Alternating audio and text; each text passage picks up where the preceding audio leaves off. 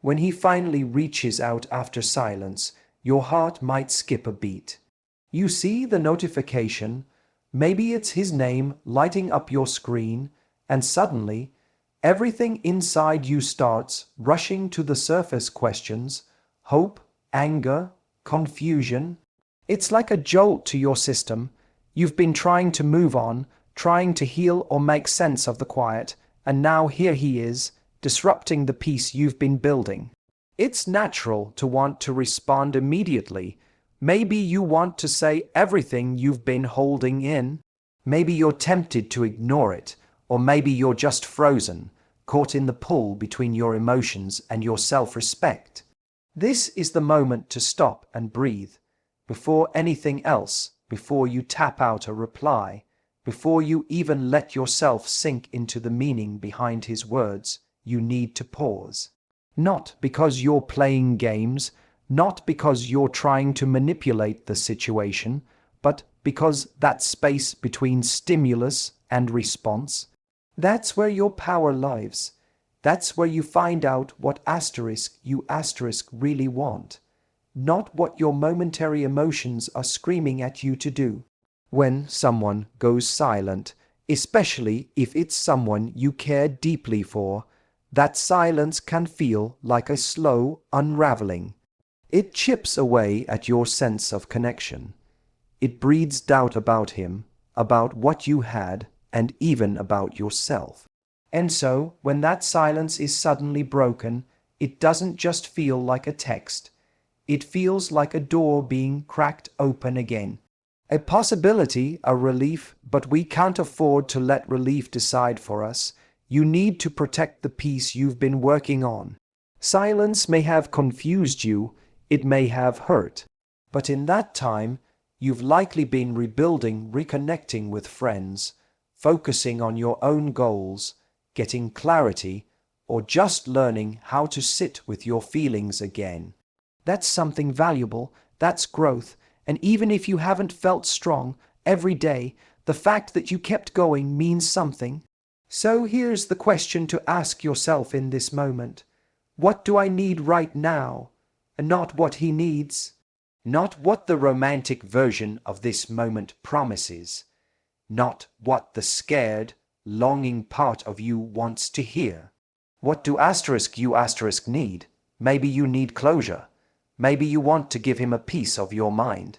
Maybe you want to hear him out because deep down, there's still a part of you that's hoping for something real. But don't respond until you've answered that question honestly, because you're not just replying to a message, you're setting the tone for how you treat yourself in this situation. There's an old habit a lot of us fall into. We think that if someone finally comes back, finally decides to give us attention again, we should grab it. Like this is the moment we've been waiting for, like our value is confirmed because they remembered us. But you were already valuable the whole time. Their silence didn't take that away, and their message doesn't magically restore it. So you don't have to rush to say something just because they finally decided to speak. People reach out for a lot of reasons. Sometimes it's genuine. Sometimes it's because they feel guilty. Sometimes it's just boredom or loneliness. But none of those reasons are worth sacrificing your peace for. None of those reasons should matter more than your healing. Your instinct might be to answer because you're afraid of looking like you don't care. But silence, your silence, can be strength too. Taking a pause gives you time to step out of the emotional wave and into your power. It gives you the chance to remember how far you've come since they left. And even if you choose to respond, you do it from a place of control, not from craving. So in that pause, do something grounding. Call a friend, write a journal entry, go for a walk. Whatever gets you back to you. Let the first response be internal, because your heart deserves that moment. Let your emotions have a voice, but don't let them be the only voice in the room. There's wisdom in you, and it's often quiet until you give it space to speak. Remember, you don't owe anyone an immediate reply, especially not someone who vanished without warning. And if they cared enough to reach out, they can wait, because you're not just responding to a text, you're responding to the experience that came before it. You're responding to the version of yourself that had to pick up the pieces. You're responding with the strength you've gathered in the silence. So before anything else, pause, reflect, feel, decide. Then, if and when you're ready, respond with intention. When he reaches out after going silent, it's easy to assume the best. You want to believe that maybe he's had a realization that he's missed you, that he finally understands what you meant to him. And sometimes that is the case, but other times, and this is where we need to be honest with ourselves, it's not about love. It's not even about you really. It's about something going on inside him. And if we don't take a step back to understand the possible motives behind that message, we risk falling into the same pattern all over again. A message out of the blue doesn't always mean what you hope it does. It might not be the grand gesture your heart is craving. It could be as simple as convenience, loneliness, boredom, ego. Sometimes people reach out not because they've grown, but because something didn't work out elsewhere. Or they're looking for comfort, validation, or attention. And if you've been emotionally invested, that message might hit you like a lifeline when really, it's just someone fishing in the dark for a quick hit of connection. This doesn't mean you should become cynical. It doesn't mean you have to assume the worst. But you do need to be discerning. When someone disappears, especially without explanation or closure, they create a gap. In that gap, you're left doing all the emotional heavy lifting. You're trying to make sense of their silence. You're replaying moments, wondering what went wrong, questioning your worth. So when they come back, it's not just a message. It's all of that confusion stirred up again, now with the added weight of your hope. That's why it's so important to ask yourself, why now? What's going on in his world that made him reach out? Did he see something that reminded him of you? Did he have a bad day? Did someone else disappoint him, and now he's circling back to you because you felt safe? Or has he actually done the inner work, recognized his mistake, and come back with clarity and intent? These are radically different motivations, and they lead to radically different outcomes for you. We tend to project our own intentions onto people. If you're reaching out to someone, it's likely because you care, because you're genuine, because you've thought it through. But not everyone operates from that same space. Some people reach out because they don't like the feeling of being forgotten, or they want reassurance that they still have access to you, that you'll still respond, that they still matter in your world, even if they disappeared from it for a while. The problem is, we often accept these messages without questioning the energy behind them.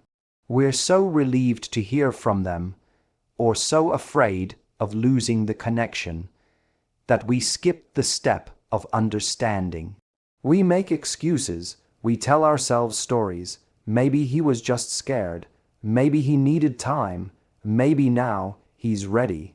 But none of those stories mean anything if he hasn't communicated them clearly and consistently, if he's still vague. If he's still just dropping breadcrumbs, you deserve more than fragments. You deserve someone who doesn't just pop up when it's convenient for them, but someone who shows up with intention.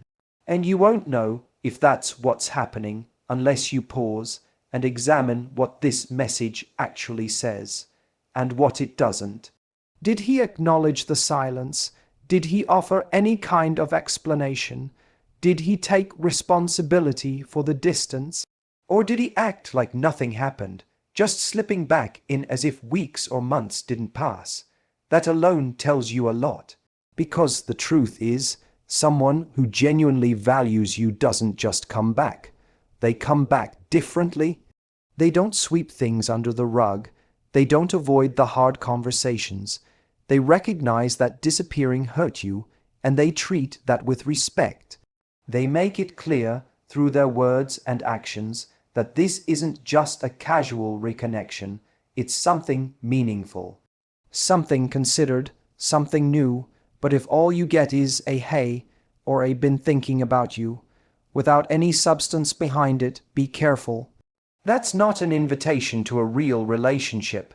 That's a ping, a test, a little knock on the door to see if it still opens. And once you open it, if nothing has changed, you might find yourself right back in the same emotional confusion you worked so hard to climb out of. You are allowed to be curious. You are allowed to still care. But you're also allowed to require more. Require clarity, require consistency, require the kind of communication that matches the love you've been willing to give. Don't settle for someone just reaching out. Wait for someone who shows up. So when he breaks the silence, don't rush to respond. First, ask yourself, what's really motivating this message? Because not every text deserves your heart. When he comes back after silence, one of the biggest traps you can fall into is making the moment all about him. What does he want? What is he feeling? What does his message mean? Should I say what he wants to hear? Should I be warm? Should I be cold? Should I be forgiving? And before you know it, every thought you're having is centered around adjusting to his reappearance, instead of asking the most important question, what do I want? It sounds so simple, but when you've been hurt or left in emotional limbo, your mind naturally shifts into reaction mode. You become so used to adapting, so used to trying to understand his side, that you can easily forget your own power in the situation. You forget that you're not just someone who's been chosen, you're someone who chooses. And just because he's come back doesn't mean he gets automatic access to you. He doesn't get to press resume like nothing happened, and he doesn't get to define what happens next unless you decide that's what you want. This is where you have to flip the perspective. Instead of waiting to see what his next move is, or where this might go, shift into a position of agency. Ask yourself, do I even want to re-engage? What do I need in a relationship right now? Does this man align with that? Or does he just stir up old emotions? It's not enough that someone comes back. People can come back without having grown. People can come back because they're lonely or looking for something easy and familiar. But your standards for who gets access to your heart have to be based on more than nostalgia or attraction or unresolved feelings. They have to be based on what serves you now and where you're headed, and maybe part of you does still want him. That's okay, you're human. It's natural to feel something when someone you cared about reappears. But even if you want him, you have to ask, on what terms? Because if the terms are vague, inconsistent, or on his timeline again, you're not choosing from strength. You're defaulting to old emotional patterns. And those patterns are the very thing that kept you stuck the first time. So pause and decide, what are your non-negotiables? What would it take for you to feel safe again? What behavior would actually show you he's serious this time, if you were to even consider opening the door? Because if you don't decide in advance what you want, you'll find yourself compromising every time he throws out a breadcrumb. You'll keep lowering the bar because you're emotionally invested. And that's how people end up settling, not because they don't know what they deserve, but because they forget to demand it. You have every right to ask for what you want, and that might be clarity, that might be effort, that might be consistency, or it might be space, it might be closure, it might even be no contact at all. There's no right answer here, only what's right for you. But don't let your response be a reflection of your fear. Fear of confrontation, fear of losing him, fear of being alone. Let your response be a reflection of your worth. Because here's the truth. If the only reason you respond is because you're afraid of never hearing from him again, then you're already giving your power away. You're letting fear write your script instead of your values. You're shrinking to fit back into a dynamic that wasn't working the first time. But you are allowed to want more now. You are allowed to say, yes, I missed you, but I missed me too. You're allowed to say, I've changed, and if you want a place in my life, it has to look different this time. You can respond from strength and still be kind. You can be clear without being cold. You can be open without being naive. But whatever you do, make sure it comes from a place of choice, not from a place of habit or emotional dependency. And maybe the choice you make surprises him. Maybe it even surprises you. Maybe you don't respond. Maybe you do, but you set a boundary he's not expecting. Maybe you say, I'm not interested in picking things back up, and walk away with your head high. Or maybe you say, if you want to be part of my life, here's what that would need to look like. And you let his actions do the talking from there. Whatever the decision is, own it. Not because you owe him closure, and not because you're trying to impress anyone, but because you owe yourself the peace that comes from honoring what you want, regardless of who showed up late. Just because he reached out doesn't mean you have to reach back. When someone who went silent suddenly reaches out, there's a flood of emotion that comes with it. That first moment, seeing their name on your screen, can send you right back to the last conversation, the last feeling, the last hope you quietly tucked away. It can make you feel like everything is happening all over again, and in that emotional rush, it's tempting to respond immediately without thinking, to react, to give them access again just because the door has swung open. But this is where you have to pause and decide not just if you'll respond, but how. And here's what really matters. Your response should come from confidence, not confusion. Confidence doesn't mean being cold or dismissive. It doesn't mean acting like you don't care when you do. Confidence simply means having clarity, knowing your worth, being grounded in your values. When you respond from that place, your message doesn't have to be long or dramatic. It doesn't need to prove anything. It just needs to reflect where you are now, not where you were when they left. Confusion is the opposite. It's what happens when you're still trying to figure out how you feel while also trying to manage how they feel.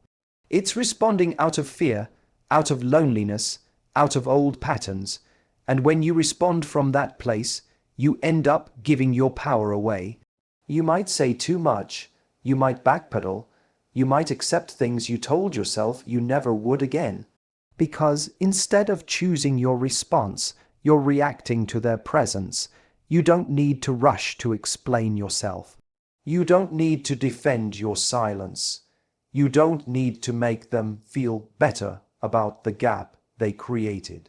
If you're going to reply, reply from the version of yourself who spent time healing, reflecting, and growing, not the version of you that's still seeking closure from someone who couldn't give it the first time around. Sometimes we think that being kind means softening the truth, but actually, being kind and confident means being direct. It means being honest without cruelty, clear without anger. Maybe that looks like saying, I appreciate you reaching out, but I've moved on. Maybe it's, I'm open to talking, but only if there's something real you want to discuss. Or maybe it's, I'm not in a place to revisit this. Short, clear, grounded. You're not responsible for how they respond. That's on them. What you are responsible for is honoring your own boundaries and emotional growth. If you don't feel ready to respond, don't.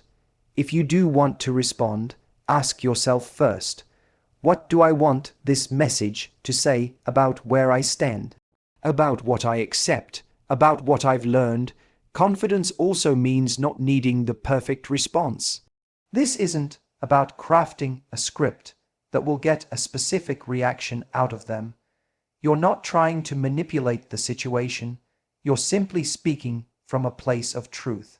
And when you do that, you don't have to worry about how it lands, because you'll know you said what needed to be said. For you, and the truth is, sometimes the most powerful thing you can say is nothing at all. That's still a response. A very loud one. Silence is not weakness. It can be the clearest boundary of all, not out of pettiness or revenge, but because some situations don't deserve another chapter. Not when they never finished the first one, but if you do decide to open the door, just remember, you're not the same person who sat wondering why he disappeared. You've survived that silence. You've made it through the questions. You've had nights where you wanted answers and didn't get them. And somehow you're still here, stronger, wiser, more aware of what you need. So don't respond from the old place. Don't respond from the version of you that was afraid to lose him. Respond from the version that knows what she brings to the table, the one who doesn't need someone else's attention to validate her worth, the one who isn't trying to rewrite history, but to write a better future.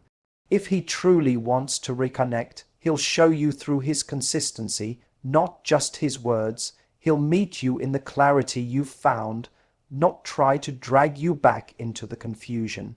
And if he can't meet you there, you'll know that the strength you've built is more than enough to walk away with your head high. This moment isn't about whether he reaches out, it's about how you show up for yourself when he does.